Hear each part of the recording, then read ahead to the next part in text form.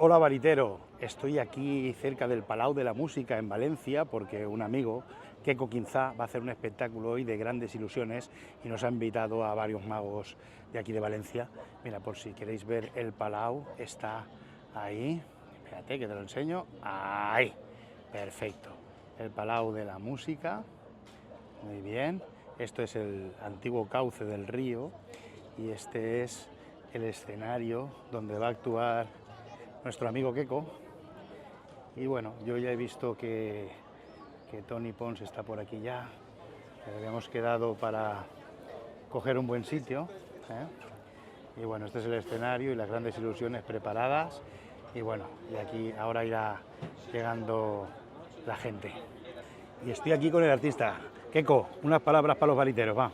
Oye, os esperaba a todos, pero no... Bueno, igual vienen, que aún no has empezado. También pero hay una buena representación, estamos con Samuel Pons y con Tony Pons.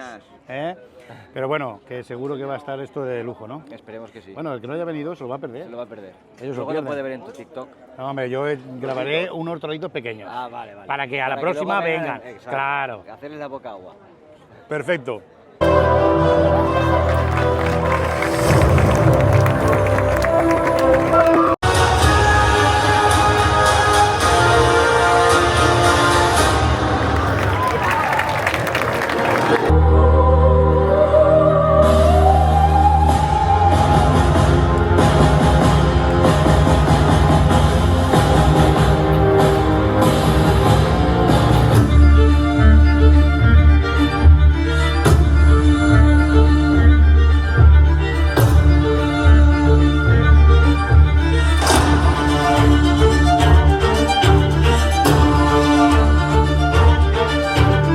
Total.